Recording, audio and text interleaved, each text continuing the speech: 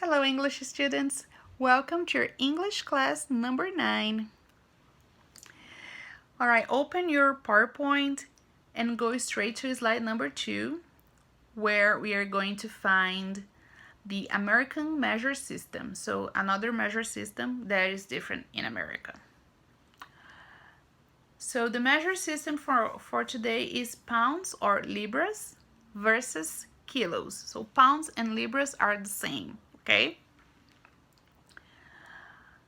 Very good. So,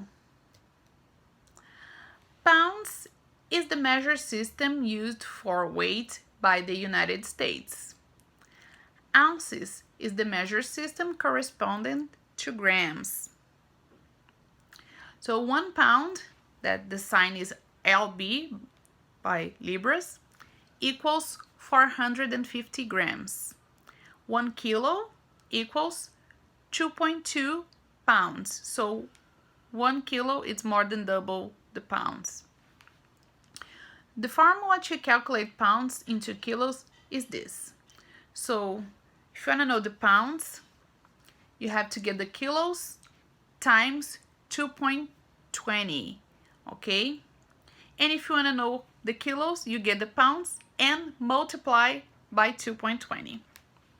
So if something or someone weighs 60 kilos, his, her, or its weight in pounds is 132, all right? Libras or pounds. Very good. So this is easy. It's easy calculation. Let's move on. We're gonna go to slide number 3, where we start the text about the Walt Disney history. It's not the theme park, okay? Walt Disney, the man. So let's get started.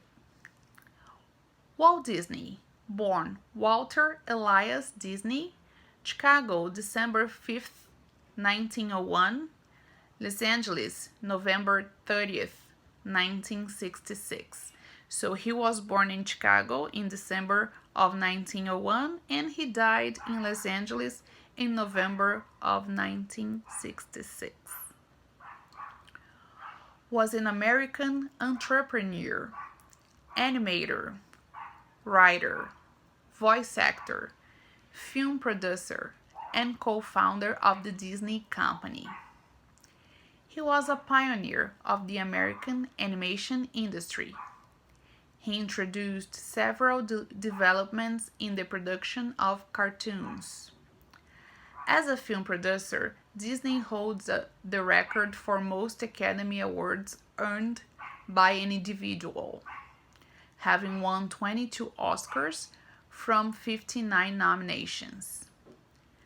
He was presented with 2 Golden Globe Special Achievement Awards and an Emmy Award, among other honors. Disney developed an early interest in drawing. He took art classes as a boy and got a job as a commercial illustrator at the age of 18.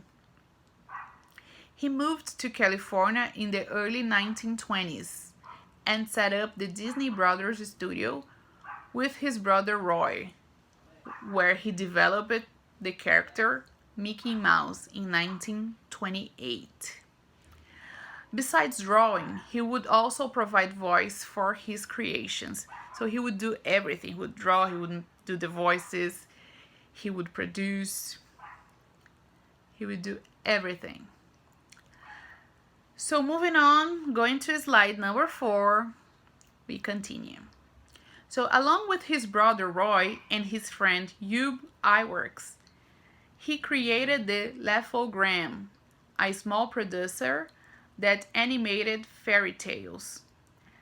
These animations were showed on movie theaters before the movies, like the trailers nowadays. So like we have the trailers before the movies start at the movies. Back then they would show his fairy tales, like animation, short film animations. In 1923, Disney and his brother moved to LA, where they started the Walt Disney Brothers Studios, and soon they sold their movies for the amount of $1,500 each. That was the beginning of their expansion. With the money to invest, they bought supplies and hired people, including their friend Iwerks, to work with them on their future creations.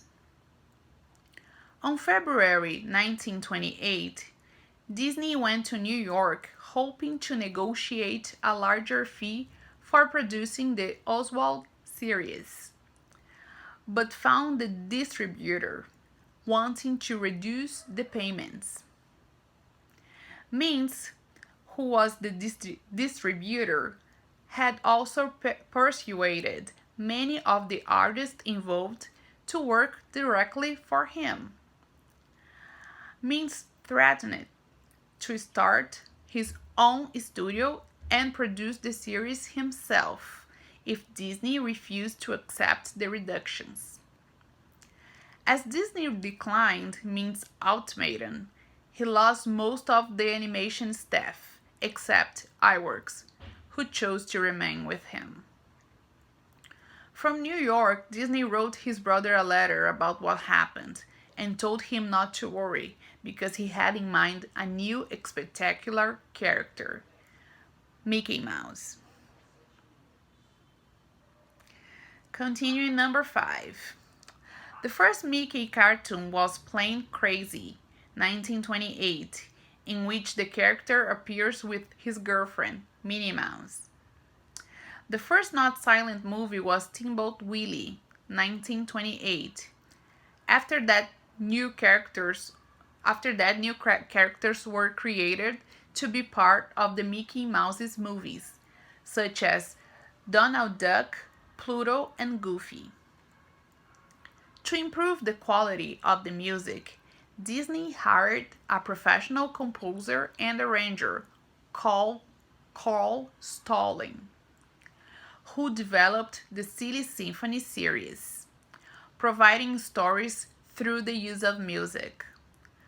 The first in the series, The Skeleton Dance, 1929, was drawn and animated entirely by Iwerks. Also hired at this time were several local artists. The group later became known as the Nine Old Men. Both the Mickey Mouse and the Silly Symphony series were successful, but Disney and his brother felt they were not receiving the rightful share of profits from the new distributor, Powers. In 1930, Disney tried to trim costs from the process by urging Iwerks to abandon the practice of animating every separate cell in favor of the more efficient technique of drawing key poses and letting the lower paid assistants to sketch the in-between poses.